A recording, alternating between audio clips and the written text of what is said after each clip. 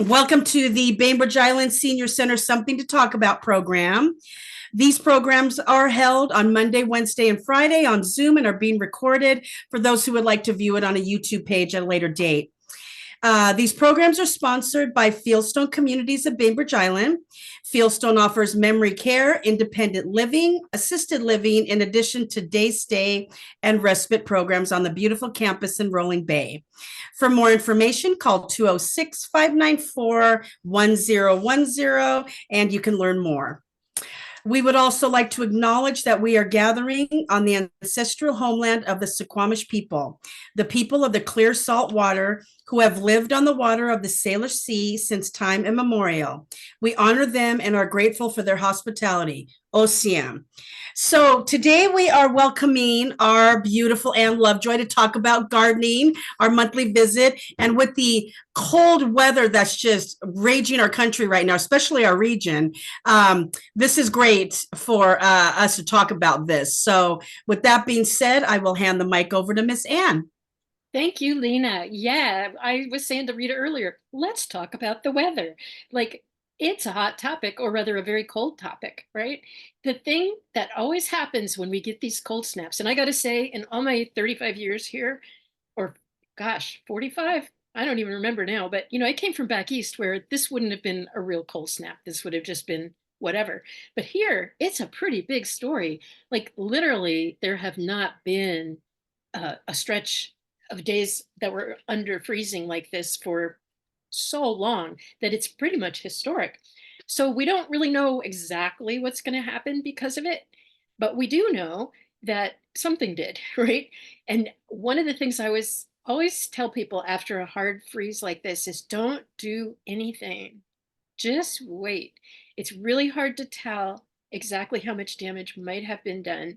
And it can also get cold again, right? February, sometimes we get great thaws. In fact, I used to say February day and thaw can be as nice as a day in June. And that does not say a whole lot about the days in June, which can be as chilly as the days in February. Rita's laughing with me. You know what I mean. But the thing is, we need to remember that this is still winter. Just because we got through that stretch doesn't mean it's over, because it's not. So don't do anything fast. Don't get out there and start pruning on stuff. Just let it go for a while. And one of the things you can do, if you think about it, is like in these warmer afternoons, you can put a little more loose mulch around your plants if you feel like that maybe they didn't get um, buried quite deep enough, or they weren't planted quite deep enough. It's not, in the warmer afternoons when it's up to 30, wow, 38 banana belt temperature, then you can go ahead and put some more mulch on if you wanted to. I was reading an interesting study recently that said that pine needles can insulate much better than mulch or wood chips or so many other things because they're so condensed. So in my neighborhood, for instance, where we have fir trees shedding needles like crazy, I can go out and scoop up a 5-gallon bucket of needles in half an hour or even less. That's something to think about. If you have a big driveway covered with needles, you might want to hang on to some of those needles and stockpile them because they do make a really good, very dense mulch that still lets water and air pass through. But in a cold freeze situation like this, it could make the difference between a, a crop persisting or being lost. One friend recently asked about her potatoes. She just planted a whole bunch of potatoes and garlic. And I was like, well, it really depends on how deeply you planted the potatoes and garlic. If you planted them deeply enough, and I would say 4 to 6 inches, they're fine. They would be fine. But again, in one of those recent studies, potato crops that were covered with 2 inches of needles, fir needles, were absolutely untouched, whereas those under just mulch and bark, shredded bark, got kind of nipped. They weren't quite deep enough. Garlic, same thing. If it was too close to the surface, it might well have gotten frozen. A lot of people like to plant garlic around the winter solstice, and it's a great time to do it. But it's a good idea to plant it deep because you never know what might be coming down the road in terms of the weather, right? One thing you might want to think about too is like some of the plants that maybe didn't quite get planted deep enough might still feel firm to the touch. And if so, you could shove them down a little deeper, put a little more mulch on top, and they should be okay. If it was only a few days. Anita, I know you just planted some garlic, didn't you?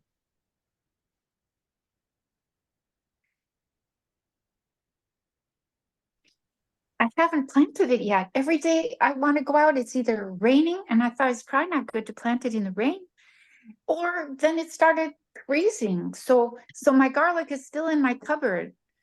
Great. Well, then you're in a good shape. And here's the thing, Okay, you can plant it now.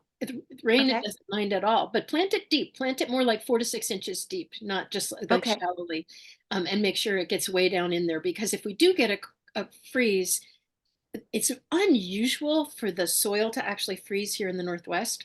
But one of the things that happened over this last few days is a lot of the sports fields on the island got frost heaves. Now, Mhm. I grew up in New England and frost heaves were just facts of life, but here I have never seen that happen in all the years I've been in the Northwest. But what happens, of course, is you have wet soil. This freeze comes, it's really cold. We were down in the teens, right? And as you know, if you think about a drink of soda or something, ice floats because it's lighter than water. When ice freezes, water freezes into ice, it becomes about 90% less heavy than the water it started off as. So it floats. So when this happens with water pockets under the soil, you get frost heaves and whole sections can lift up. And you'll see it looks like moles have had a field day in your yard, but it probably has nothing to do with moles. It's all about the frost pockets. Now, with those, you don't want to go stepping on them because fragile, wet, open soil can be compressed really easily. So just leave it alone and wait a while, like even a month or two. Worst case, some of that turf might die off. Oh no. You could think about planting something else, but you could also scatter, press it gently down later on. I'm talking March, and then cast a little more seed around if you really feel like you want more lawn. And that is a much better approach. If there are places where newer plantings have been frost heaved out of the ground, you'll see their their roots will be exposed. Now, some of those are going to be hardy and some of them probably not. One thing you can do is gently tamp those back down and put more mulch around them. Compost some chips. If you have those fir needles around, you can put those on top. But covering the roots will at least be like uh, first aid. And you won't know for a while whether you saved them or not, but at least it's worth a try, right? Has anybody I use, noticed anything?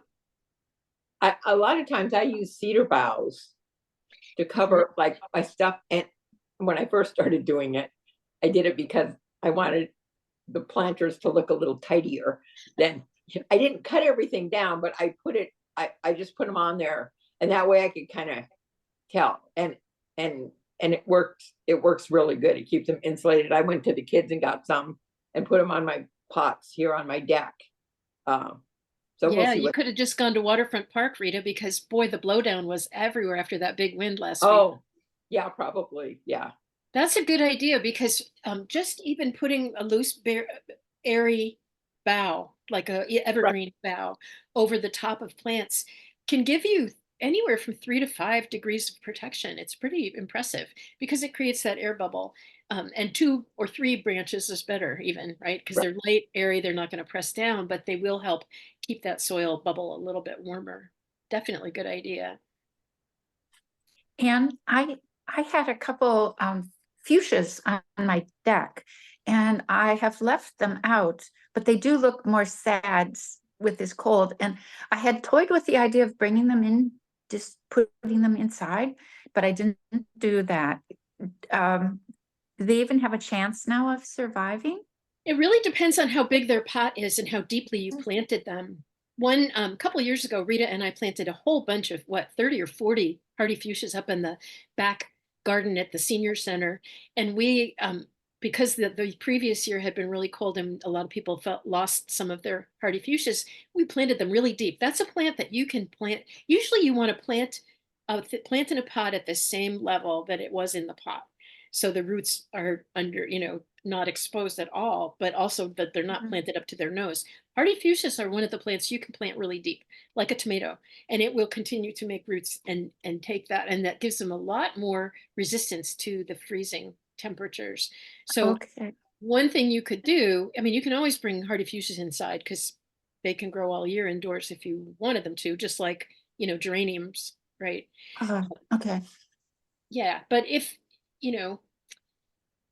you want to do that now, you certainly can. If you have a space for them, just put them in a sunny windowsill, wait and see.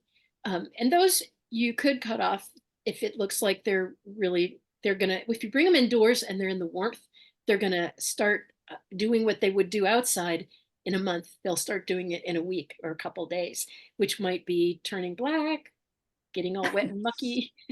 And that would be your clue that they're kind of gone. But they might still come back from the base, which is usually what they would Yeah. do. And so, Okay. if they start looking funky, you can go ahead and trim that top growth off, but give them maybe 4 to 6 inches on the bottom, leave that.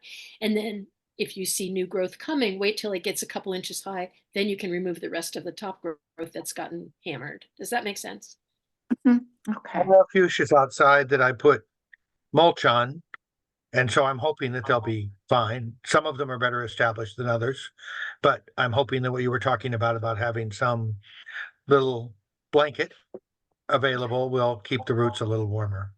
Yeah, the evergreen boughs, which we have an abundance of after, like I said, after that big windstorm last week, a lot of branches came down, and those are great for just a little extra few degrees of protection, and they're light and airy. They don't gush the plant, and you can stick those around anything like that that you're hoping will be okay.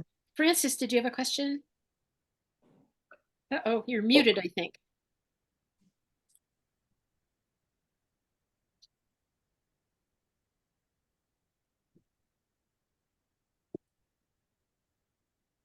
When I signed back in, I didn't unmute. This is just a comment about those branches. I don't have a yard. I moved into an apartment on Bainbridge Island, which I'm enjoying.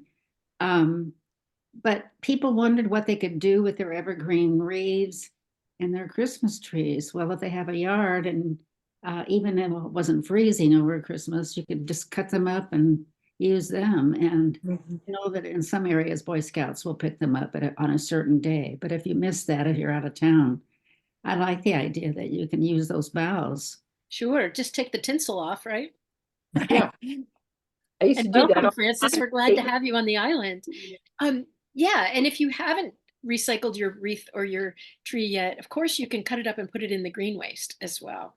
Or if you have a compost bin heap of your own, I use that kind of bough as the bottom of a new heap, because you want to, when you start in compost, you always want bare soil. So that's got the biggest range of all the microbiota in the soil that you'll ever find. So you want as much of that as you can have at the bottom. But then I like to put some airy limbs and broken sticks and stuff in there to keep air, as well as all the green material and brown material you're going to be putting in there. Because if there's no air, it gets anaerobic, and anaerobic is not attractive. That's when you get stink, right? So those Christmas tree limbs could do triple duty. You could protect your plants with them, and then put them in the green waste, or chop them up even more and put them in your compost. But yeah, it's a good idea. Some people have told me that they had some frost damage on plants that were on covered porches or even in garages. And one person said that she was afraid one of her plants in her windowsill had gotten it because it was right up against a window and it wasn't a double glazed window. So yeah, that actually can happen. That could be the case. One of the here in the Northwest, when I first got here, hardly anyone had any kind of air conditioning. A lot of people had no insulation in their houses at all. Many people had a wood stove rather than central heating. Well, as we're seeing more and more of these amazing weather incidents, and we're realizing the effect they have on our plants as well as us, I think it's really something to think about, that we should be considering insulation is in the garden as well as in our homes, right? And remembering that plants can really suffer as much in the heat. When we had that heat bump, remember, and it was 110, plants take that just like a deep frost. It has as much potential to do harm as a deep frost. So one of the most sustainable things we can do to help our plants is, like I say so often, work on your soil like soil building and soil protection. So, again, we talk a lot about adding compost, putting on mulch. And one of the things to remember is when you're building soil, if you put on compost and mulch last year and you want to do more, you don't take the mulch off, just put some more compost right over the top and put some more wood chips or fir needles or whatever you choose for top dressing. Just keep layering and stacking those layers up. And as they break down, all the soil life will help do like mix and mingle for you. You won't have to dig it in or anything like that. In fact, it's much better if you don't. That's why we say, tilling is no longer a preferred practice. It's much, much better to just layer, layer, layer, and let nature do its own digging. Like worms are the best shovels we'll ever have, right? You were just talking about boughs in the winter to try to hold the heat. What can we do in the other extreme to try to rescue folks? I mean, I know this is not what we're thinking about right now, but as long as we're on the topic. Well, yeah, because one of the best things you can do is create some shade, right? And so uh, I used to remember when the kids were little and they had soccer practice all the time, we had one of those frames for the backyard where you could have a soccer net. Well, I repurposed that with some sheets and turned it into a shade producer for the big garden. But in a small garden, you could use a screen, go to Rotary Auction and buy old screens, which are nice covering for your, you know, for young They can be seniors. cold frames in the winter and Yeah, right. Cool. And then in the summer, you can use a t-shirt, old t-shirts or old sheets or whatever, stretch over that, cast some shade. And you can also wet those things when it's really, really hot like that. Yeah. Just as indoors, you might want to wet some cloths and hang them in front of a fan. Outside, you can wet those shade protection cloths and the evaporation will actually lower the temperature a few degrees, just as it does for us, right? So yeah, thinking about temperature control strategies through the seasons, because I'm going to go out on a limb and say we are going to see more temperature extremes than we have ever seen before. So we better get ready. The other thing that of course makes me think about is who's going to make it. And one of the pieces is, we're all scientists and experimental people now, like watching and taking notes and looking at plants that succeed and plants that struggle and figuring out from that, like that's going to be our best teacher. Our garden is going to teach us what to plant and what to think about replacing when something beloved can't make it anymore, instead of trying again with the same thing, thinking about what might be a hardier cousin or relative or similar looking plant that could take our new weather a little better. I want to ask Frances to hold up the mug that she has been drinking out of so we can see it because it says creativity. A little closer. Creativity is intelligence having fun. That's what we Oh, need in the garden is a little intelligence having fun. Francis, that's awesome. Thank you. Yeah, it's true.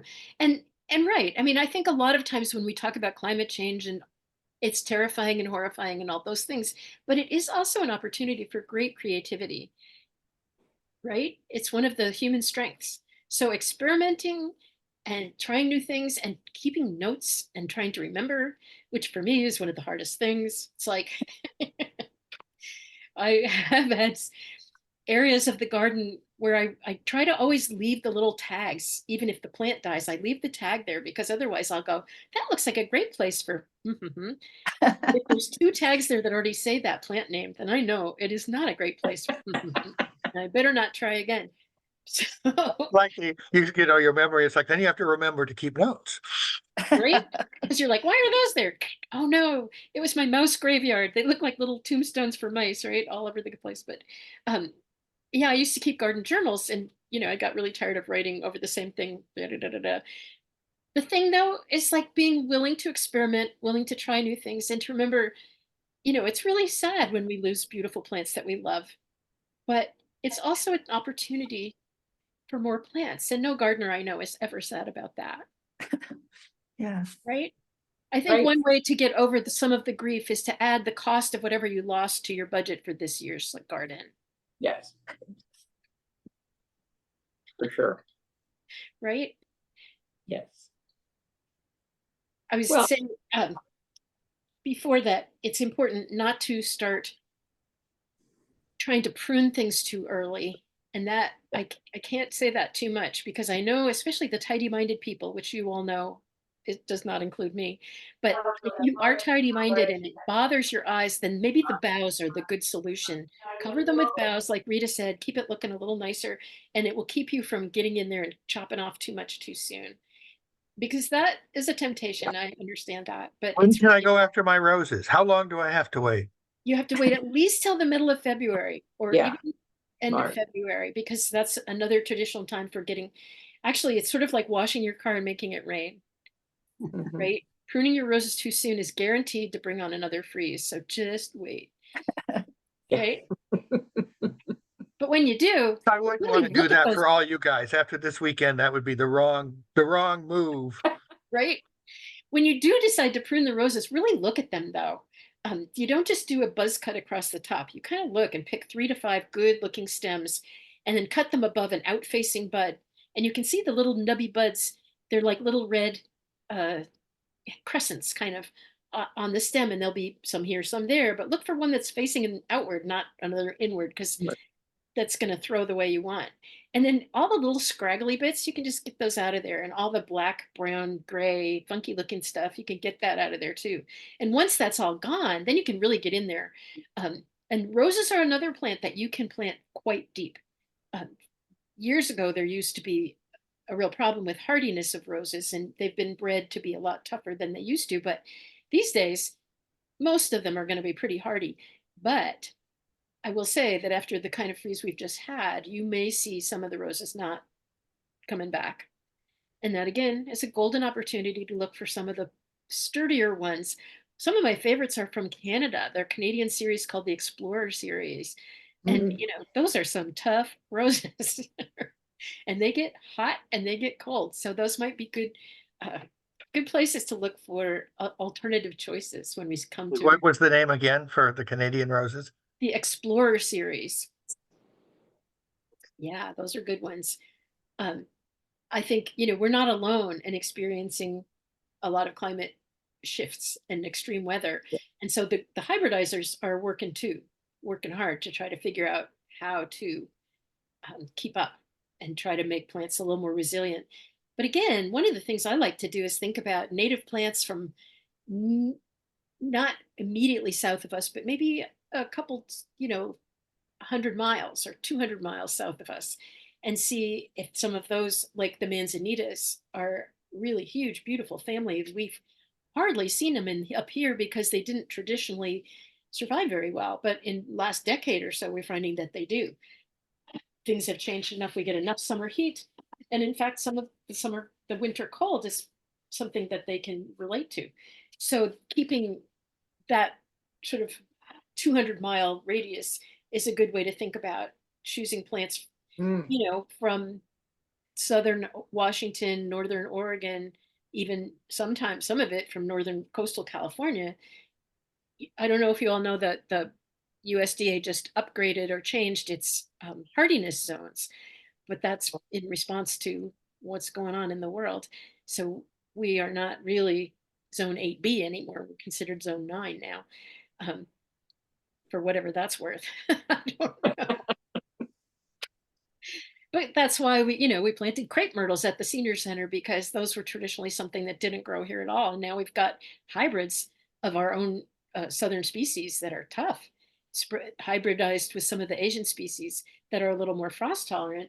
And now we're getting these beautiful plants that do really well, like the ones at the art museum that are, full of bloom in the summertime and look great. Yeah. Right? Some people ask me about their bulbs and were worried about their bulbs, but I would say don't Yeah. worry about them. They're tough. When you think about the places that the bulbs come from, they come from places like Uzbekistan, where it's like freaking freezing and then hot, hot, hot, right? Dry, arid, windy. And they do fine. The worst thing that can happen to them there is a goat is going to eat them, right? So here they're much more in danger of rotting out. Like a lot of the hardy bulbs do not want to be fed because they're not bred to withstand a rich diet or great soil. They do much better in kind of less wonderful situations, which is good news for us because our native clay soils are really, you know, not that hospitable. So they actually do better. They do like to dry out in the summer, though. You want to make sure you're not planting bulbs in a puddle. And this is a good time to look around and see like where the water is sitting around in your yard, or if it's puddling up in the driveway or anything like that. Make sure that your drainage is taken care of um, around your house, but around your garden as well. I know that at least 2 and possibly 3 of you have balconies, right? Uh, rather than a in the ground garden. And that's something to think about too, because boy, those pots of yours probably got very cold, right? With no insulating ground. Right. Uh, Yeah. Mine still look okay. My fuchsias still kind of look okay. You know, I'm just gonna leave them. And I put those some cedar boughs on the around the top. But we'll just wait and see what happens. Those are probably going to get a lot colder than, or balconies and patios. Yeah. Well, Anita's is closed in with wood, so she's got a little bit more shelter. Mine is open, pigment, you know, metal. So it'll get a breeze in through there. So I'm sure we'll see what happens. Oh, here's Janet with her famous rolling pins. Oh, See her collection on the wall behind her? oh, Isn't nice. that cool? Lovely. Oh, beautiful. I love that. Janet, we're talking about freezing cold. How are you doing? I have sheets up all around. So, and then I watered some of the droopers. I watered so the roots were wet. What else are you gonna do? You sit by Right. the wood burning stove. Yeah, that's one important thing is, you don't want to go into a hard freeze dry. Now, fortunately, most of this, we'd had enough rain off and on that there was very little dry soil. But as I said earlier, one thing that can happen when the soil's really wet is you can get those frost heaves, and sometimes they'll thrust plants right out of the ground. So you do want to walk around and take a peek and see if anybody new plantings, especially are vulnerable to that, might have been bumped up a little bit. You can These were tuck them. on the front porch. These were There the you go. planters. Yeah. Yeah. I had a vase on the porch, my covered porch with flowers in it, and it froze and burst into a million pieces. Bam. Oh, Ah, But yeah. So one of the things I usually talk about at this time of year is seed starting. And that is something we can definitely do, even though it's not super clear when we're going to start planting again. But I would say we have a good 6 weeks at least before it's going to be up time to plant seedlings outside. But it's not too early to be thinking about it because that's good timing to get seeds started. And lots of the hardiest things like, me, kale, kale and greens are the things that I always start first and end up putting out first, right? The other thing you can do if you want to is some of the hardy annuals, things like the sweet William, calendulas, um, I don't know, sweet alyssum is another one, Yeah. California poppies. If you are wanting to get more flowers in the garden, you can start those indoors and then stick them out, and they'll be way ahead of whatever is happening outside that's got the cold shock of the recent freeze. Um, and those, my grandkids like to start them in egg cartons, which is okay as long as you put the egg carton in a rimmed baking sheet or something like that, because they get soggy and stain whatever you put them on, as I happen to know for a fact, right? and marigolds would also be good, right? To start now. Marigolds, well, Mhm. they're African, so they like a little warmer temperature. I mean, true marigolds. Now, calendulas, which are called pot marigolds, they're fine because they're cool temperature happy. There's Who true knows? They might marigolds. bloom next week. Yeah, My calendula. they might. Some I did not notice stuck. right before this freeze that we were getting some daffodils. Oh yeah, Hmm. and all those. Yeah, I saw at the senior center. I was looking in the back where Rita and I planted daffodils and tulips back there, and they're all poking up just fine. Some of them got pumpkins put on top of them, and I saw that the slumping pumpkins, which wouldn't that be a great name for a rock band? The slumping Right. pumpkins. Anyway, the slumping pumpkins are all rotting down, and here come these bulb beautiful Oh. shoots sticking right through the tops. They'll be happy as clams. They're going to take their time, but they'll be blooming away in a month for sure. Yeah. And the Yeah. calendulas, as you're right, they were blooming nicely still last week, Mhm. right? Mhm. Yeah. So no, I did notice a lot of the top growth got pretty frozen, but there's still a lot of shoots coming off the base. And anywhere they were protected, like Rita's boughs, there's still buds, and they will probably do fine. Well, and it was good to see you after I cut the dahlias down in the fall, and I just stacked them on top of where the dahlias are, and they just broke down nice. So now it's almost flat, and yay, they'll have lots of food. So those dahlias will be coming up through there, Exactly. which is great. And Great. that kind of chop and drop is the most sustainable way we can keep our little gardens going.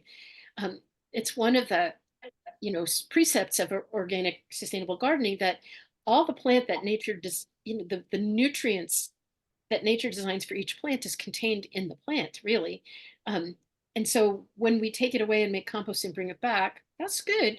But it's actually better, really, to keep, to cut and chop and drop the pieces closer to the plant, because all those stored nutrients go right back into the soil and go right back to those feeder roots where they're supposed to be. Yeah. Are those calendulas self-seeding, or are they annuals or perennials? Well, it's a great question. They're classified as annuals. They will live and bloom year round here in the Northwest as they do in the Mediterranean. Um, they definitely self-sow, but you can also, I mean, my grandkids love to collect them. Those little seed heads are full of what look like little, crescents, right? Studded little crescents. And if you take those and scatter them around, my grandkids make they call it guerrilla gardening, right? They make little bombs with clay and clay, compost, and seeds, and they'll throw them in places where it's really boring, like the back of a hedge or something like that, and you'll get some little flowers coming up. Forget-me-nots, little violets, little but always calendulas, because they're so sweet and really eager to appear anywhere, really. Mhm. Some of the plants will struggle I was just thinking about how our little pathway that comes out of where I live in the mobile home park down to the farmers market area, it's lined with sarcococa, the sweet box. And before the big freeze, it was just already starting to smell so beautiful, but it was really early, like earlier than usual. So I'm wondering, and you can't smell them on a cold day, but I'm going to go check in a day or two and see how they're doing. But also in there was a big, huge Fats hetera, which is a relative of ivy, but it's a shrub, not a climber. And it has really large palmate leaves and these beautiful flowers that look like golf balls studded with little uh, florets, like a big onion in a way. And the hummingbirds usually rely on those all winter, but they bloomed out so early this year because it was so warm in December. It was crazy warm that there's nothing left for the hummingbirds now. And I walked by that plant and saw that those huge leaves are all drooping like crazy. And in heat or cold, big leaves like that tend to curl up or try to protect themselves, right? Like you'll see the big leaf rhododendrons doing that in the summer. Sometimes they'll just roll themselves up to present less surface area so that they don't dry out as quickly, or they don't burn as much. So there's going to be some big plants like that that look pretty miserable, but again, wait and don't do anything, because in the thaw, they may come right back up. I saw a patch of snowdrops that was already blooming, just flat on the ground. Just looked like it was completely gone. But one afternoon of mild 36-degree sunshine, they came back up. So just, learning to be patient and wait is a really good gardenly approach. It's hard sometimes, though.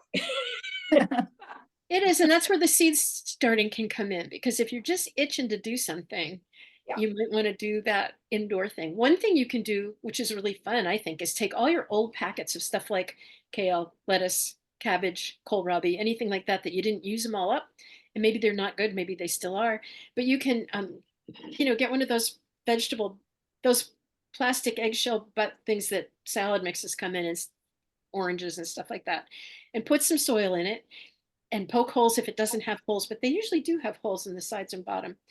And then sprinkle those older seeds on top. And then I put the top back on. It's like a little mini greenhouse. Put it on a pan or something, of course, so it doesn't leak all over the place. But within a week, you'll have little shoots coming up. And you can take your nail scissors and just harvest those for salad or garnish. And then, they're good for maybe a month.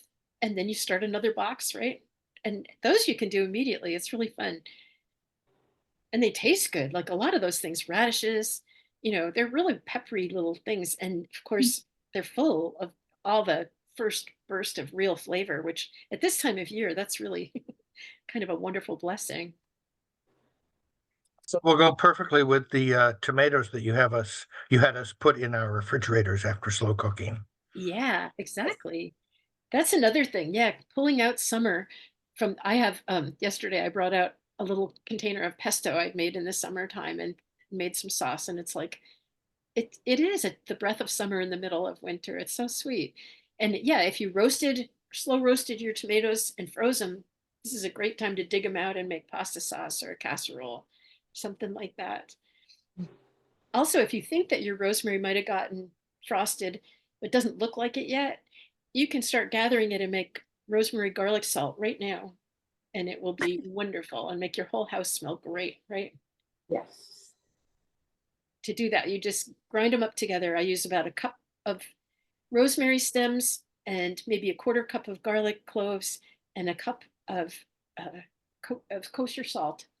Grind them up, put them in a rimmed baking sheet, bake them at 225 for about 15, 20 minutes at the most until it crusts over, and then whack and it break into pieces, and then you put it back in the blender, squish it again, and now it's shelf stable and it will last. Will last for a long time, as a matter of fact.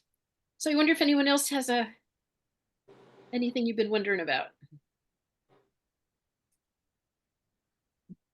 No. Everybody's going to go gather boughs and That's right. stack them around. Even on your balconies, little boughs will work, right? Oh, yeah. We were talking today at the senior center about trying to do something fun for Leap Day because it's leap year this year. Oh, Oh, yeah. So we'll have Tim Sell at the front desk was saying it's a gift of a day. We shouldn't let it go away. I know it's not exactly solstice, it's Julian, but it's fun. It is fun, and fun is really important. That's a great idea. Let's do something fun. One fun thing you might want to think about doing, I guess, is making the rounds and seeing. I like to do like a bird count, and that might be the extra day when you take your day and go do a bird count and see and do a flower count. What's alive? What's still out there? Are there bulbs blooming? What about those poor hellebores? Did they finally get their heads out of the ground? Like, that would be a great way to kind of take that day and make something sweet out of it. yeah, How I many saw some days? hellebores blooming. I was quite surprised. Yeah, they're pretty rugged. A lot Yes. of them do come from places, like I was saying before, like the bulbs, they come from places that are extremely hot and dry at different times or very, very cold. So a lot of them are quite rugged, which is great. The newer, some bigger, fancier ones, of course, the more expensive they are, the less hardy they are, just saying. Yeah. But yes. And there's viburnums that are just starting to bloom. There's witch hazels in bloom. There's some of the Oregon grapes are blooming still. So I think that I always like to do that around the holiday, but I think doing it again on Leap Day is a really fun, that will be a good thing to do. Thank you for that suggestion, Reed. Well, thank you. I really appreciate you coming every month and chatting with us. Wonderful discussion today.